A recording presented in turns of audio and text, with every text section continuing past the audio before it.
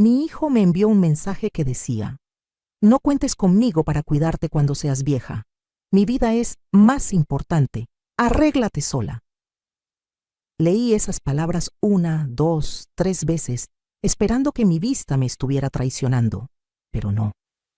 Ahí estaban, brillando en la pantalla de mi teléfono como cuchillos afilados. Mis manos comenzaron a temblar tanto que el celular casi se me cae. Este era el mismo niño que había llevado en mi vientre, al que había dado todo, absolutamente todo lo que tenía. Y ahora me decía esto, sin siquiera el pudor de decírmelo a la cara. Respiré profundo, dejé el teléfono sobre la mesa de la cocina y tomé una decisión que cambiaría nuestras vidas para siempre. Me levanté, fui a mi habitación, abrí el cajón donde guardaba mis documentos importantes y saqué el testamento. Lo leí completo una vez más y luego tomé mi bolígrafo. Hice una última modificación, una que él nunca habría imaginado. Al día siguiente, como a las 9 de la mañana, escuché golpes desesperados en mi puerta. ¡Bang, bang, bang! Tan fuerte que pensé que la iba a echar abajo. Cuando abrí, ahí estaba él, mi hijo, el mismo que ayer me había desechado como si fuera basura. Pero ahora tenía los ojos rojos, el cabello revuelto, la camisa mal puesta. Parecía que no había dormido en toda la noche. Y lo que más me sorprendió fue verlo con lágrimas en los ojos. Sigue mi historia hasta el final y comenta la ciudad desde donde me estás viendo para saber qué tan lejos ha llegado mi relato.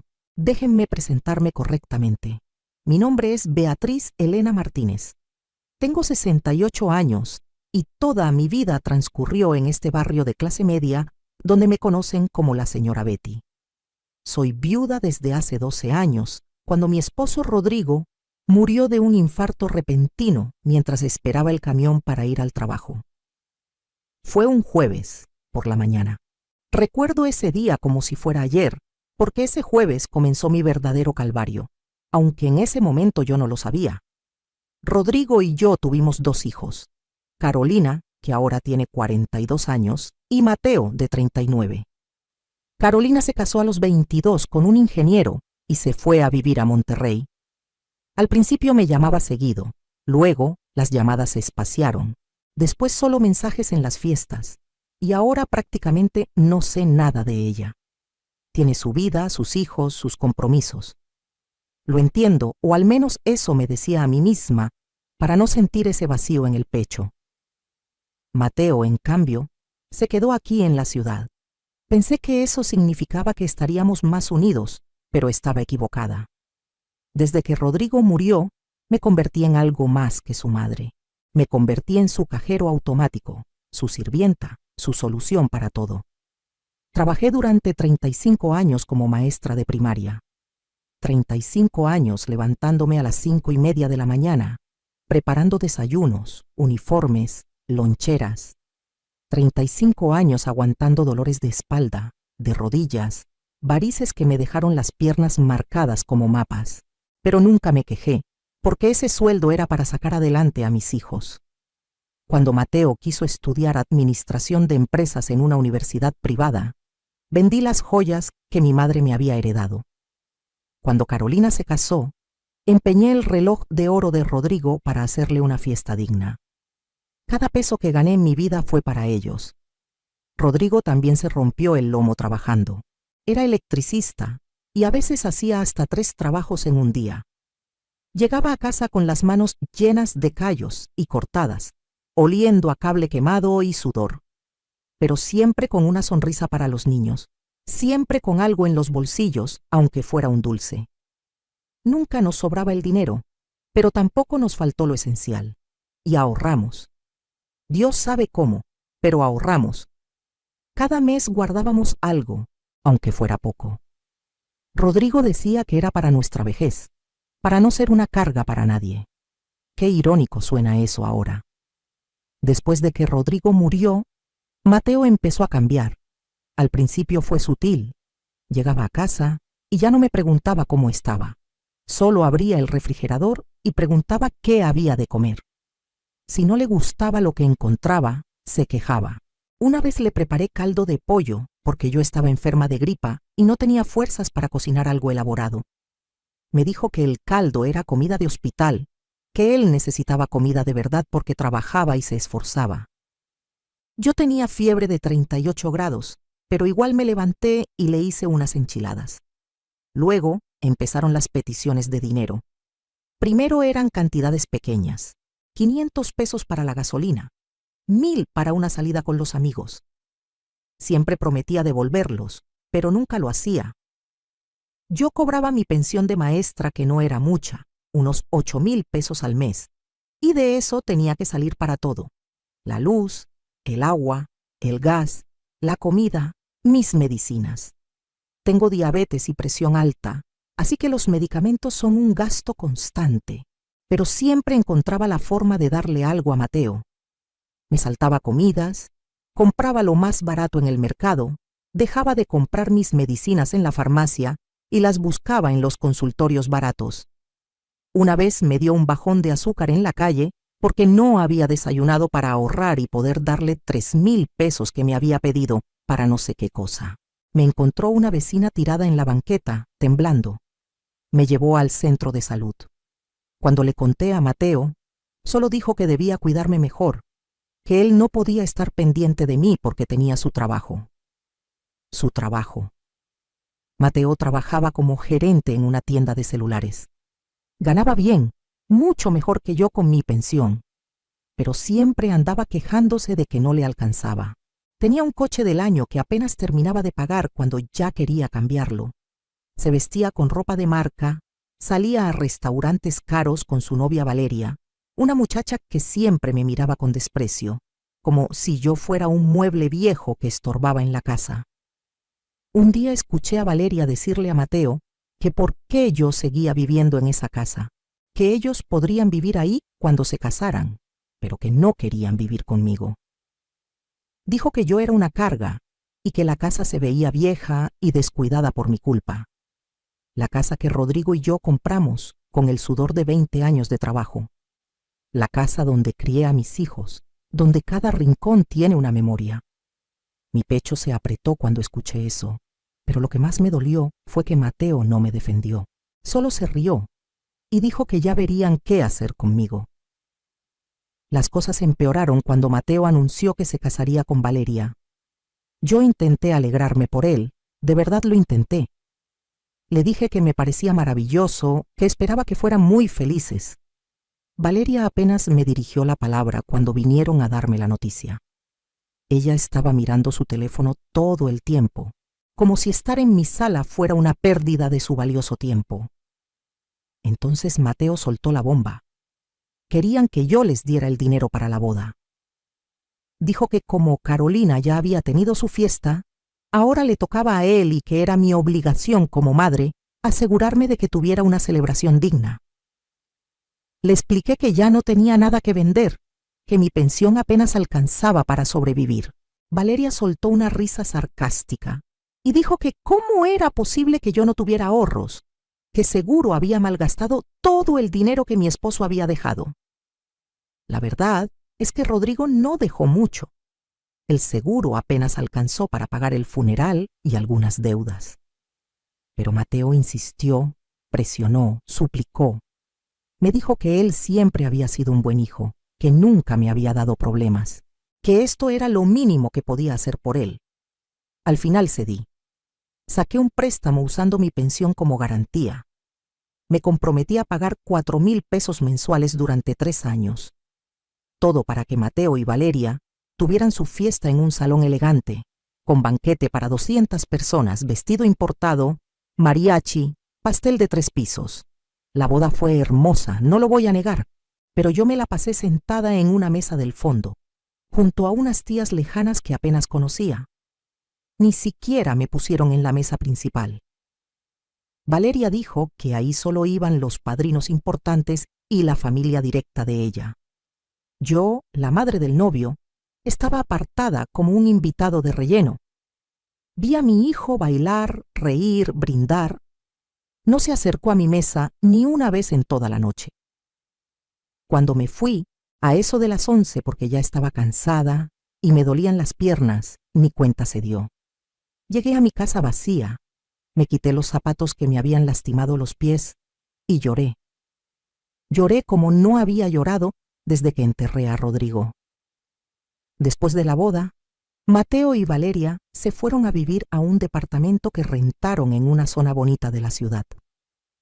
Yo pensé que tal vez, con su propia vida, con su propio espacio, las cosas mejorarían entre nosotros.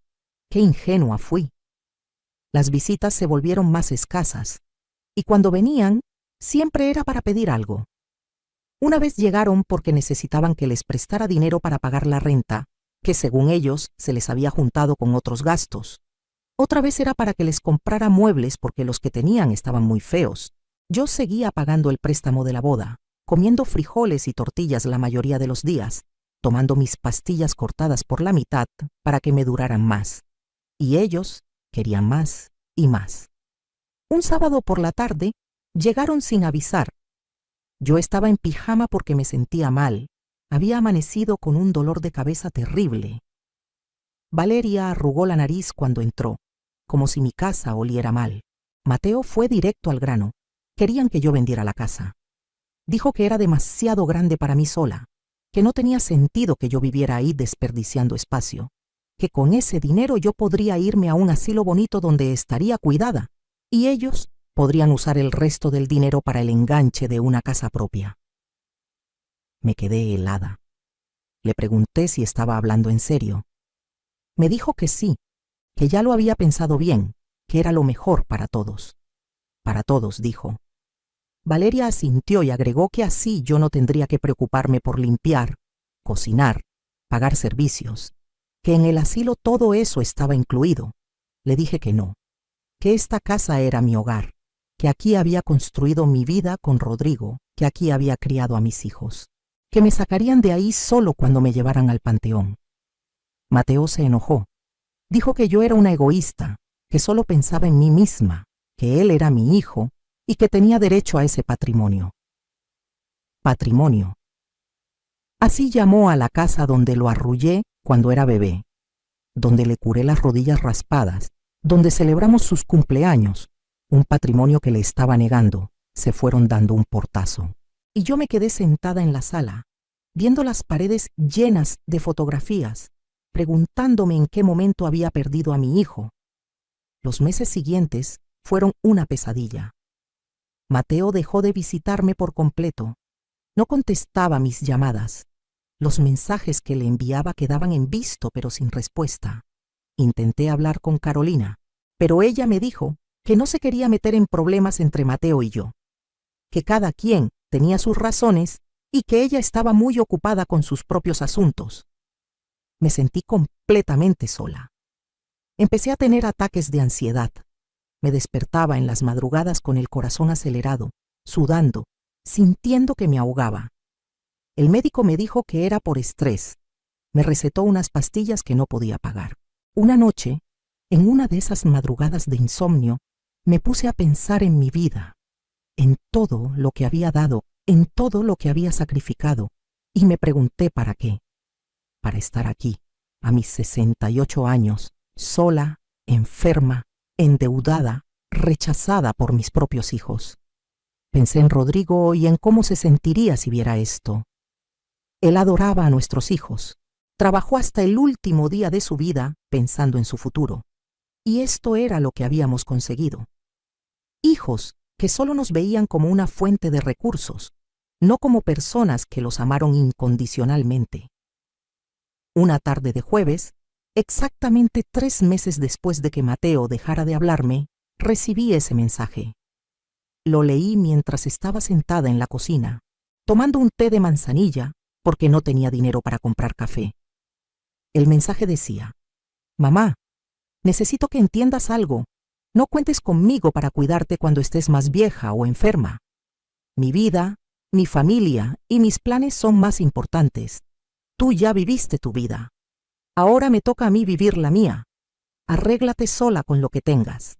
No voy a sacrificar mi futuro por ti como tú lo hiciste por nosotros.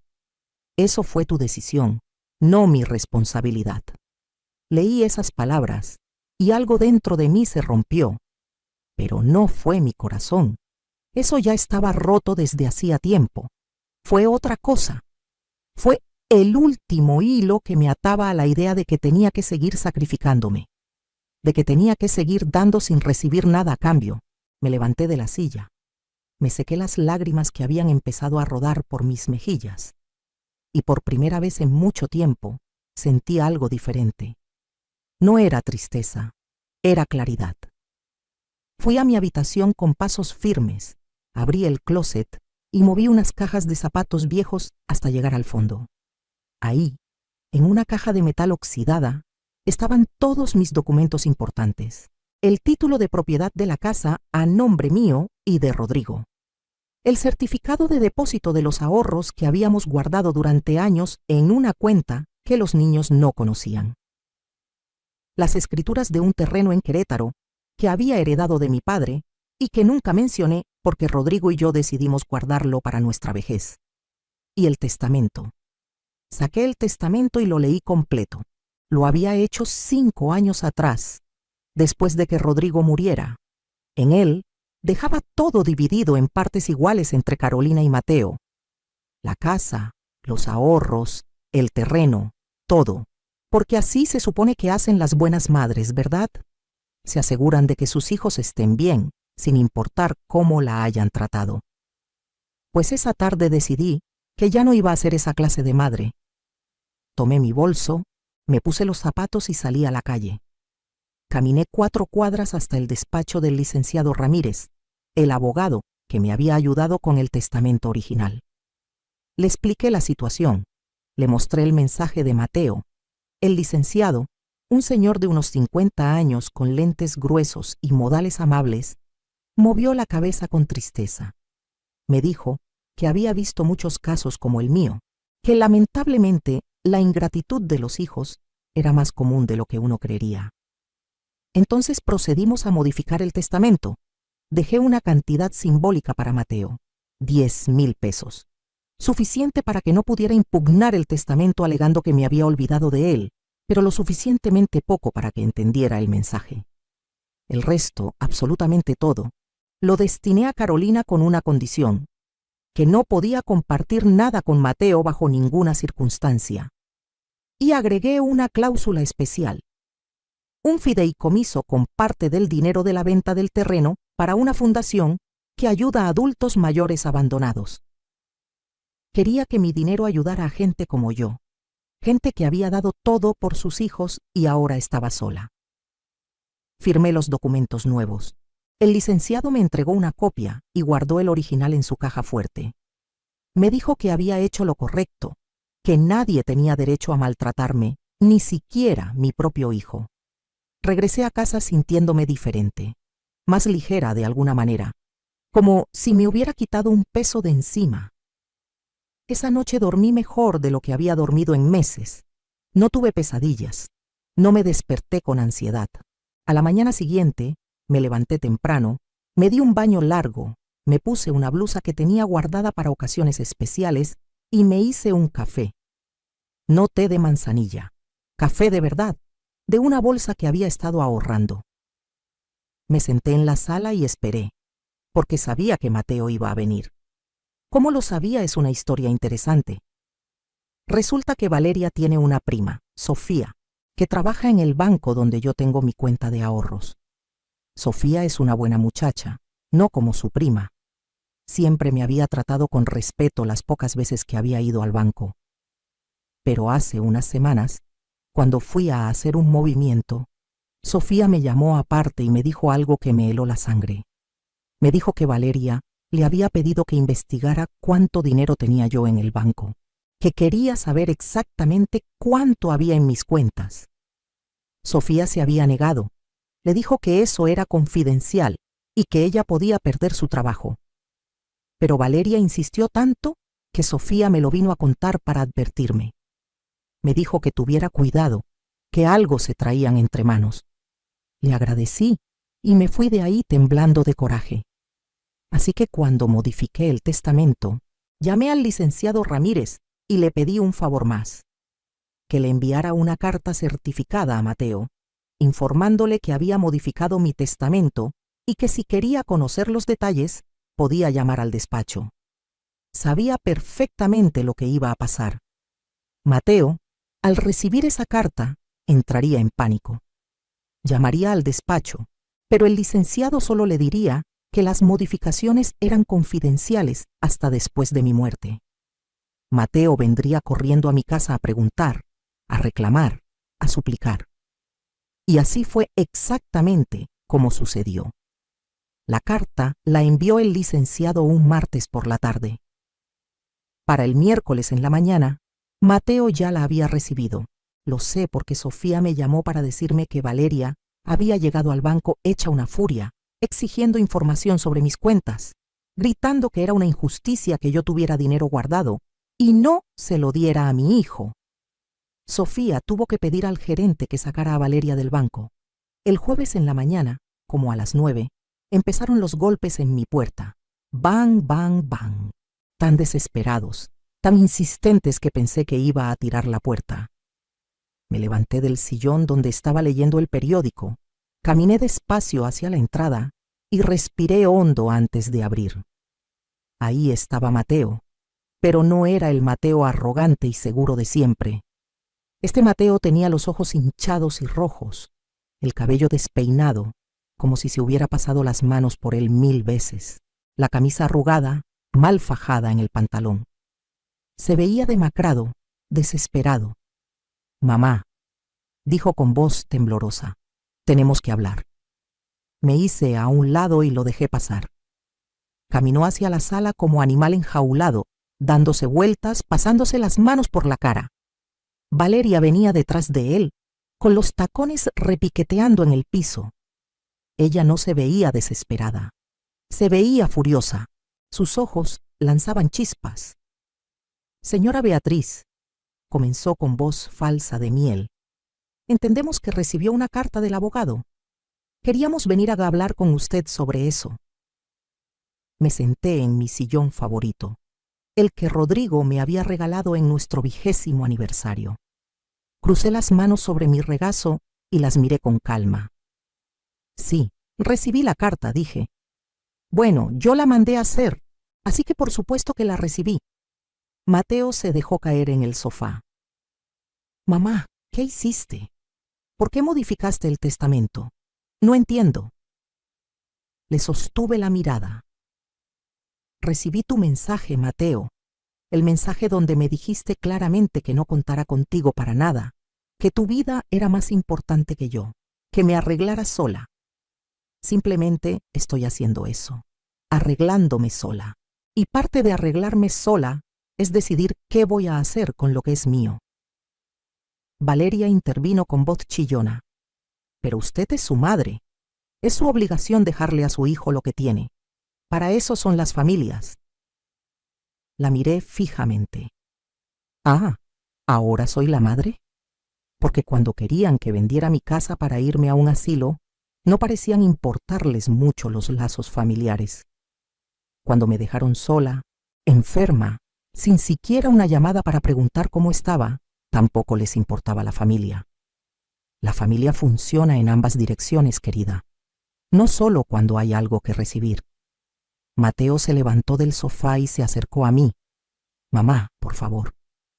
Cometí errores, lo sé, pero no puedes hacer esto. Soy tu hijo, lo único que tienes. No me castigues así». Me puse de pie también, mirándolo a los ojos. «Mateo, tú mismo dijiste que tu vida era más importante que yo, que no ibas a sacrificar tu futuro por mí. Estoy de acuerdo contigo. Tu vida es más importante que yo, para ti. Y mi vida es más importante que tú, para mí. Por primera vez en mucho tiempo, voy a vivir para mí». Se le llenaron los ojos de lágrimas. «Pero, ¿y la casa? ¿Y tus ahorros? ¿Y el terreno de Querétaro?» Esta última parte lo dije con una sonrisa. «Ah, así que sí sabías del terreno. Interesante. Valeria me había dicho que no sabía nada de eso. Al parecer han estado investigando mis bienes más de lo que creía». Valeria palideció. Mateo tragó saliva. «Mamá, nosotros solo».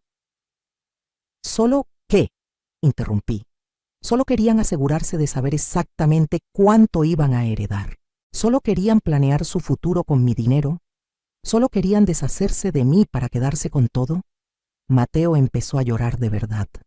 Lágrimas gruesas rodaban por sus mejillas. Mamá, perdón.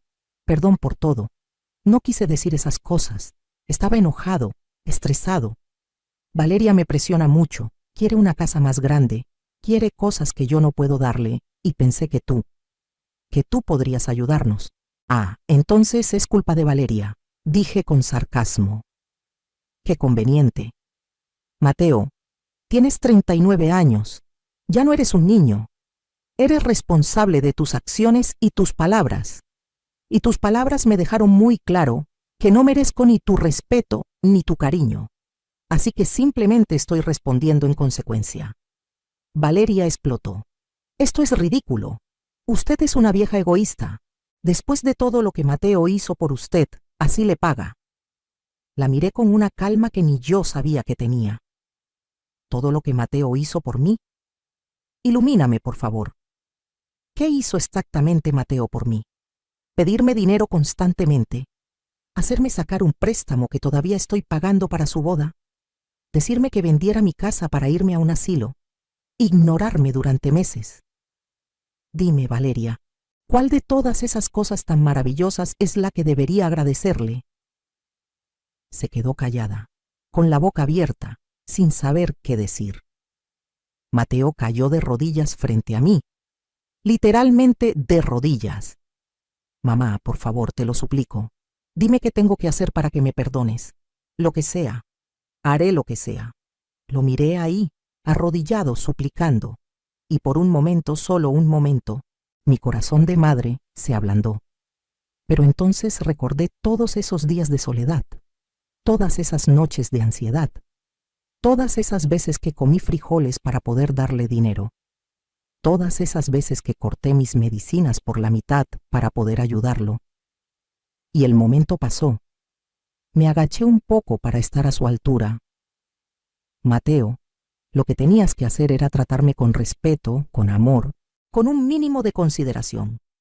No cuando necesitas algo de mí, todo el tiempo. Pero esa oportunidad ya pasó. Ahora voy a vivir el resto de mi vida en paz, sin preocuparme por un hijo que me ve como un cajero automático. ¿Y el testamento? Preguntó con voz rota. El testamento queda como está, respondí firmemente. He dejado instrucciones muy claras con el licenciado Ramírez. Nada de lo que digas o hagas va a cambiar eso. Valeria jaló a Mateo del brazo. Vámonos, le dijo. Esta vieja loca no va sin entrar en razón. Ya encontraremos la forma de impugnar ese testamento. Me reí. Fue una risa genuina, de esas que salen del estómago. Pueden intentarlo, les dije, pero el licenciado Ramírez se aseguró de que todo esté perfectamente legal. Incluí evaluaciones psicológicas que demuestran que estoy en pleno uso de mis facultades mentales. Testigos de sobra. Todo en orden. Pueden gastar su dinero en abogados si quieren, pero les aseguro que no van a lograr nada. Mateo me miró con una mezcla de dolor y rabia. No puedo creer que seas capaz de esto. Soy tu hijo. Yo tampoco puedo creer que fueras capaz de tratarme como me trataste, respondí. Pero aquí estamos. Salieron de mi casa dando portazos. Escuché a Valeria gritarle a Mateo en la calle, culpándolo por haber arruinado todo. Me asomé por la ventana y los vi subirse al coche, discutiendo acaloradamente. Cuando se fueron, cerré la puerta, puse el seguro y regresé a mi sillón. Y sonreí. Los días siguientes fueron interesantes. Mateo me llamó docenas de veces. Dejó mensajes de voz llorando, suplicando, maldiciendo. Pasó por todas las etapas. Negación, enojo, negociación, depresión. Le bloqueé el número. Valeria intentó contactarme por redes sociales. La bloqueé también. Incluso intentaron hablar con mis vecinas para que intercedieran por ellos. Pero mis vecinas me conocían. Sabían cómo me habían tratado. La señora Lupita, que vive en la casa de al lado, les dijo que mejor se fueran porque ella había visto cómo llegaban a pedirme dinero y se iban sin siquiera preguntarme cómo estaba. Una semana después del confrontamiento, recibí una llamada de Carolina. Era la primera vez que hablábamos en meses. «Mamá, me llamó Mateo», me dijo. «Dice que cambiaste el testamento y que lo dejaste prácticamente sin nada». Le expliqué la situación completa. Le conté sobre el mensaje que Mateo me había enviado, sobre todo lo que había pasado. Hubo un largo silencio del otro lado de la línea. Luego Carolina suspiró. «Mamá, lamento mucho no haber estado ahí para ti. Me di cuenta demasiado tarde de que te abandoné también. No de la misma forma que Mateo, pero te abandoné al fin y al cabo. Si quieres modificar el testamento y también dejarme fuera, lo entenderé». Sus palabras me sorprendieron. Carolina nunca había sido muy expresiva con sus emociones. Le dije la verdad. «Carolina, tú te fuiste a vivir tu vida, pero nunca me faltaste al respeto. Nunca me pediste dinero que no tenía. Nunca me trataste como si fuera una carga. Simplemente te alejaste, y eso duele, pero es diferente. El testamento queda como está, pero me gustaría que intentáramos reconstruir nuestra relación». Lloró. Por primera vez en años, mi hija lloró conmigo por teléfono. Me dijo que vendría a visitarme pronto, que quería que conociera bien a sus hijos, mis nietos, que apenas había visto en fotos. Me dijo que había estado tan consumida en su propia vida que olvidó que yo también necesitaba amor y atención. Esa conversación sanó algo en mí que no sabía que estaba roto. 2 semanas después, decidí hacer algo que había estado posponiendo por años. Puse en venta el terreno de Querétaro. No lo necesitaba, y el dinero me vendría bien para vivir más cómodamente. Un desarrollador lo compró casi inmediatamente.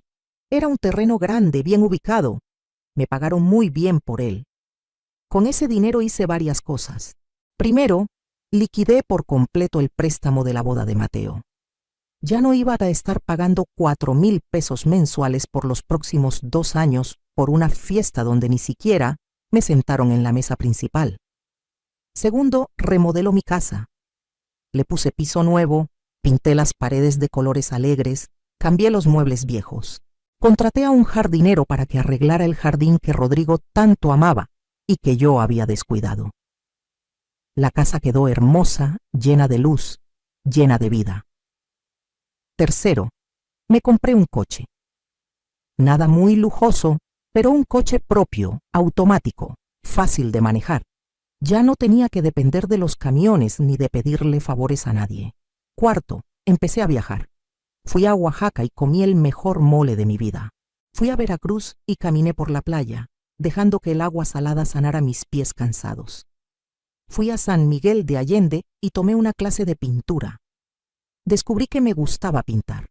No era buena, pero me hacía feliz, y eso era lo que importaba. Quinto y más importante, establecí el fideicomiso para la Fundación de Adultos Mayores Abandonados. Doné una cantidad generosa para que pudieran construir un centro de día donde personas como yo pudieran ir a socializar, a tomar clases, a recibir atención médica básica. Le puse el nombre de Rodrigo. Centro de Día Rodrigo Martínez. Me pareció que le hubiera gustado. En la inauguración me pidieron que dijera unas palabras. Frente a todas esas personas, ancianos que habían sido olvidados por sus familias, dije: hay una edad en la que dejamos de ser prioridad para nuestros hijos, pero nunca debemos dejar de ser prioridad para nosotros mismos.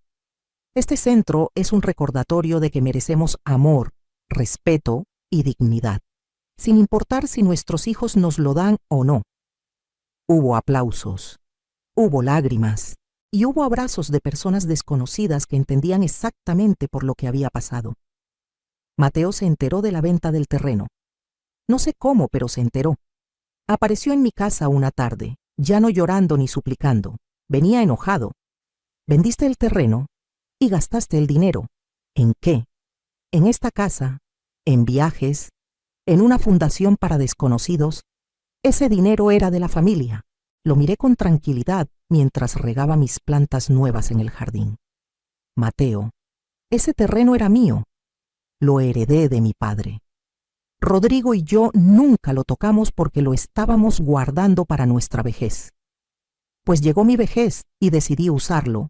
Es así de simple. Pero nosotros somos tu familia, gritó. ¿Ah, sí? Respondí sin levantar la voz, porque cuando yo necesitaba familia, cuando estaba enferma, sola, asustada, ¿dónde estabas tú? Cuando me saltaba comidas para darte dinero, ¿dónde estaba tu preocupación por mí? La familia cuida unos de otros, Mateo. No solo toma y toma sin dar nada a cambio. Se quedó callado, respirando con dificultad. Luego dijo algo que me sorprendió. Mamá, Valeria me dejó. Me culpa de haber perdido la herencia. Dice que soy un inútil que no pudo ni siquiera mantener contenta a su propia madre para asegurarse el futuro. Se fue con un tipo que tiene dinero de verdad. Sentí una punzada de dolor por él, porque a pesar de todo, seguía siendo mi hijo. Pero no dije nada. Solo seguí regando mis plantas. Mateo continuó. Perdí mi trabajo también. Me corrieron por llegar tarde muchas veces. Estaba tan estresado con todo esto que no podía concentrarme. Ahora no tengo esposa, no tengo trabajo, no tengo dinero. Y tú aquí, viviendo como reina. Dejé la regadera y lo miré. Mateo, todo lo que me está pasando a mí es resultado de años de trabajo duro, de sacrificios, de decisiones difíciles. Y todo lo que te está pasando a ti es resultado de tus propias decisiones. Maltrataste a la persona que te amaba incondicionalmente. Tomaste por sentado que siempre iba a estar ahí para rescatarte. Pues no, ya no. Es hora de que crezcas, de que enfrentes las consecuencias de tus actos y de que aprendas a valorar a las personas por lo que son, no por lo que tienen. ¿Entonces no vas a ayudarme?, preguntó con voz pequeña. Si tienes hambre puedo darte de comer, respondí. Si necesitas un techo temporal mientras buscas trabajo, puedes quedarte en el cuarto de visitas por un mes. Pero no te voy a dar dinero. No te voy a rescatar de los problemas que tú mismo creaste. Y definitivamente no voy a volver a cambiar mi testamento. Lloró. Esta vez no fueron lágrimas de manipulación. Fueron lágrimas genuinas de un hombre que finalmente entendía lo que había perdido. Mateo se quedó en mi casa durante 3 semanas. Fueron 3 semanas incómodas al principio. No hablábamos mucho. Él salía temprano a buscar trabajo y regresaba tarde.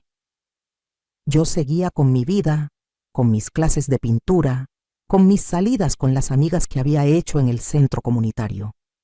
Pero lentamente, algo empezó a cambiar. Una noche, llegó a casa con el periódico y se sentó en la mesa de la cocina donde yo estaba cenando. ¿Puedo?, preguntó señalando la silla. Asentí. Se sirvió del guisado que había preparado. Comimos en silencio durante un rato. Luego dijo: Está delicioso. Siempre cocinaste muy bien. Nunca te lo dije lo suficiente. Gracias, respondí simplemente. Hubo otra pausa larga. Luego continuó. Conseguí un trabajo. No es gran cosa, es en un almacén, acomodando mercancía. Pero es un comienzo. Y estoy yendo a terapia. El terapeuta dice que tengo problemas de narcisismo y que nunca aprendí a valorar los sacrificios de los demás. Lo miré sorprendida. ¿Estás yendo a terapia? Asintió. Me di cuenta de que tenía que cambiar, no solo por la herencia o por el dinero, sino porque perdí todo por ser un mal hijo, un mal esposo, una mala persona. Y no quiero seguir siendo así. No supe qué decir. Me levanté, recogí los platos y los llevé al fregadero. Mateo se levantó también y me ayudó a lavar. Fue la primera vez en toda su vida adulta que lo vi hacer algo en mi cocina sin que yo se lo pidiera. Los días siguientes empezó a ayudar más. Cortaba el pasto sin que se lo pidiera. Reparó una llave que goteaba. Me acompañó al doctor cuando tuve mi cita de control. No hablábamos mucho todavía, pero había pequeños gestos que mostraban que algo estaba cambiando. Cuando cumplió el mes en mi casa, le dije que había llegado la hora de que buscara su propio lugar. Había ahorrado de su trabajo y había encontrado un cuarto pequeño que podía pagar. El día que se mudó antes de irse, se paró frente a mí. Mamá, sé que lo que hice no tiene perdón. Sé que rompí algo entre nosotros que tal vez nunca se pueda reparar completamente. Pero quiero que sepas que voy a pasar el resto de mi vida intentando ser el hijo que merecías desde el principio. No por el dinero, no por la herencia, sino porque finalmente entendí que tuve la bendición de tener una madre que me amó incondicionalmente y yo lo desperdicié. Le di un abrazo. Fue breve, pero genuino.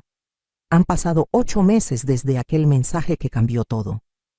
8 meses desde que modifiqué el testamento y recuperé mi vida. Mateo y yo hablamos ahora. No todos los días, pero sí regularmente.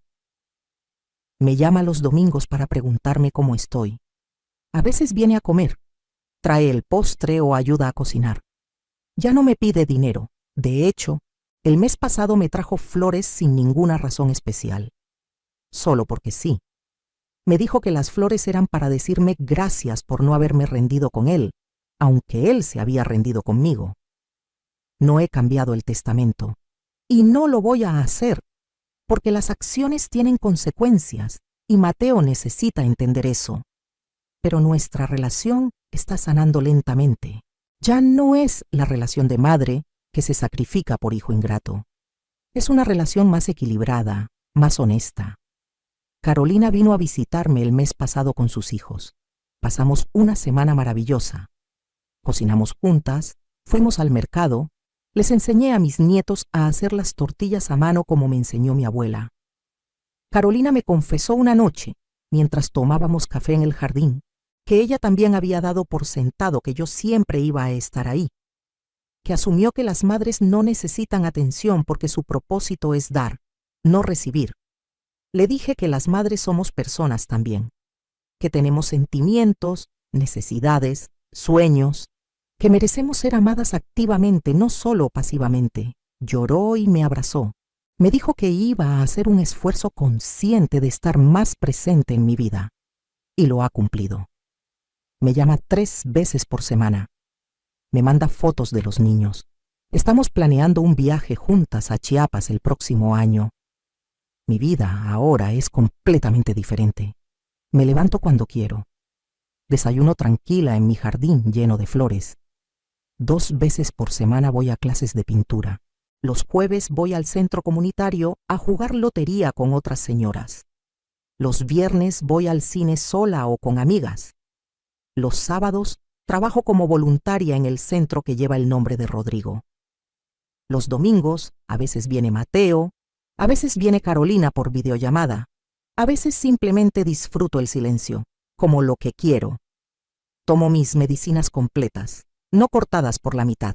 Me compro ropa nueva de vez en cuando. Puse internet en la casa y aprendí a usar Netflix. Estoy viendo una serie coreana que me tiene fascinada. Tengo dinero en el banco.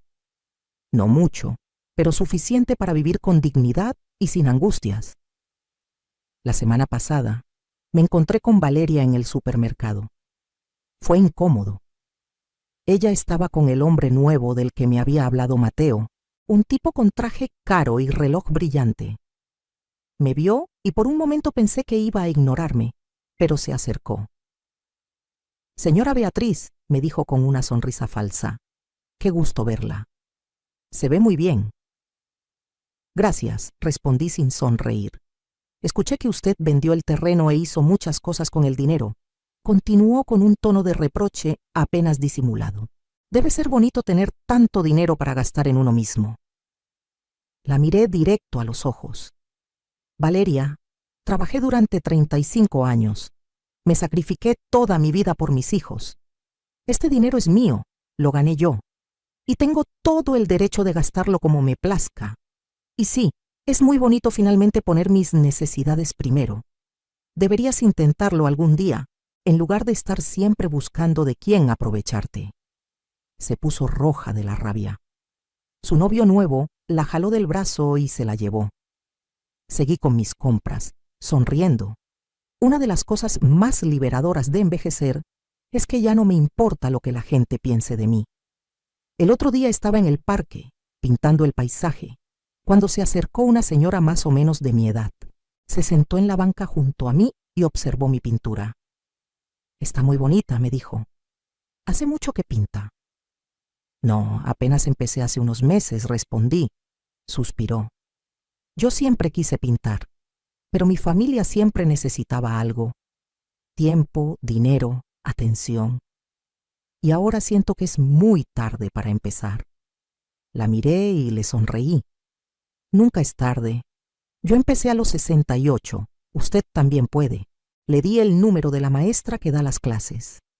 La vi alejarse con una expresión pensativa. Espero que se anime. Porque una de las cosas que aprendí es que nunca es tarde para vivir para uno mismo. Nunca es tarde para decir no. Nunca es tarde para poner límites. Nunca es tarde para exigir el respeto que merecemos. He estado pensando mucho en Rodrigo últimamente, en lo orgulloso que estaría de verme así. Él siempre decía que yo era demasiado suave, que me dejaba pisotear muy fácilmente. Ojalá pudiera verme ahora.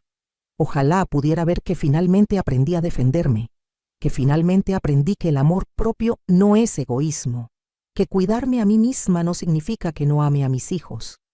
Significa que también me amo a mí. Visito su tumba una vez al mes, le llevo flores y le cuento todo lo que está pasando.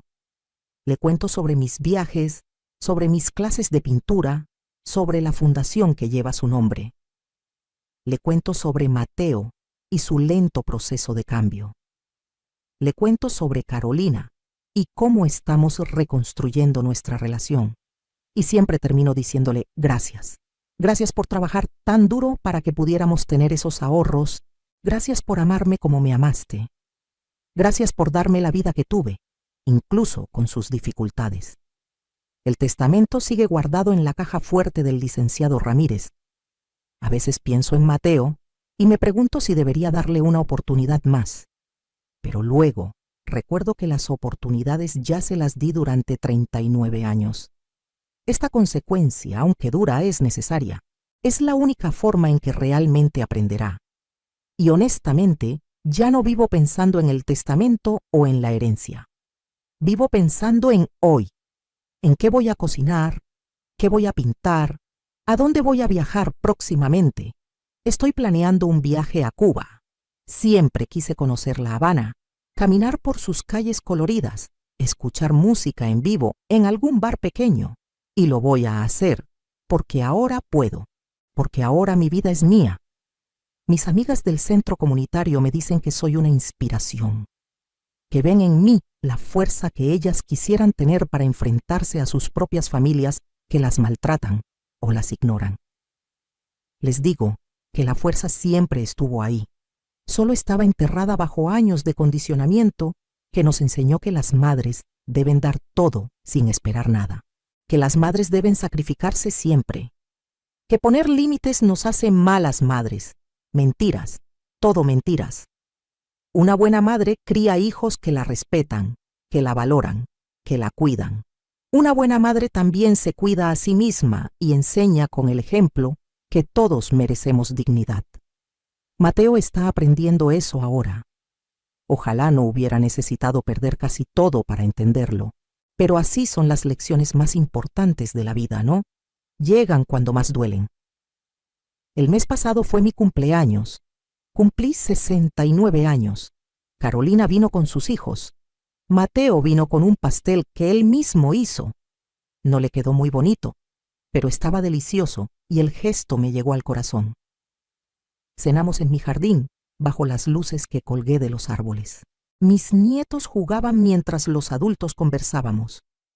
Por un momento, mirando a mi familia ahí reunida, sentí que Rodrigo estaba conmigo. Sentí su presencia en la brisa cálida de la noche y supe que estaría sonriendo. Cuando todos se fueron y me quedé sola recogiendo los platos, no me sentí sola. Me sentí en paz. Me sentí completa. Me sentí por primera vez en muchísimos años feliz. Esta mañana, mientras tomaba mi café en el jardín, recibí un mensaje de Mateo. Decía: «Mamá, solo quería decirte buenos días y que te quiero, sin pedir nada. Solo quería que lo supieras». Sonreí. Tal vez, solo tal vez, hay esperanza.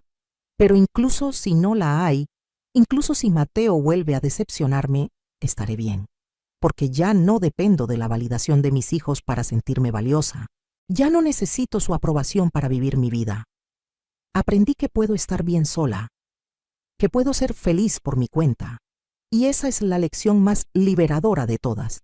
Así que si estás escuchando esta historia y te identificas conmigo, si tú también has dado todo por tus hijos y sientes que no recibes nada a cambio, quiero decirte algo importante. No es egoísta cuidarte. No es malo poner límites. No eres una mala madre por exigir respeto. Tus hijos adultos son responsables de sus propias vidas y tú eres responsable de la tuya. No tienes que vivir el resto de tus días como una mártir. No tienes que sacrificar tu paz mental por hijos que no te valoran. Puedes amarlo y aún así protegerte de ellos. Puedes ser madre y también ser una persona con necesidades propias. Y nunca, nunca es tarde para recuperar tu vida. Yo lo hice a los 68 años. Si yo pude, tú también puedes. A veces el amor más importante que podemos dar no es el que damos a nuestros hijos, es el que nos damos a nosotras mismas. Porque cuando nos amamos, cuando nos respetamos, cuando ponemos límites saludables, no solo nos beneficiamos nosotras, también enseñamos a nuestros hijos una lección invaluable sobre el respeto, la dignidad y las consecuencias. Mateo está aprendiendo eso ahora. Ojalá lo hubiera aprendido antes, pero más vale tarde que nunca. Y si nunca lo aprende completamente, si vuelve a decepcionarme, estaré bien, porque ahora mi felicidad no depende de él, depende de mí. Y esa es una sensación increíblemente poderosa. Cada día me despierto agradecida. Agradecida por mi salud, que aunque no es perfecta, me permite disfrutar de la vida. Agradecida por mi casa, que ahora es un refugio hermoso y no una fuente de estrés. Agradecida por mis amigas, que me apoyan y me entienden. Agradecida por Carolina y por la segunda oportunidad que nos estamos dando. Agradecida incluso por Mateo y por la lección dura pero necesaria que tuvimos que aprender ambos. Y agradecida por mí misma, por haber encontrado finalmente el valor de decir basta, de defenderme, de vivir para mí. Esta es mi historia, una historia de traición, dolor, despertar y renacimiento. Una historia que espero inspire a otras mujeres a no permitir que las pisoteen, sin importar quién sea el que lo haga, ni siquiera si son sus propios hijos. ¿Qué harías tú en mi lugar? Comenta abajo. Me encantaría saber tu opinión, tus experiencias, tus historias, porque todas tenemos una, y compartirlas nos hace más fuertes. Nos recuerda que no estamos solas en esta lucha por nuestra dignidad y nuestro valor propio.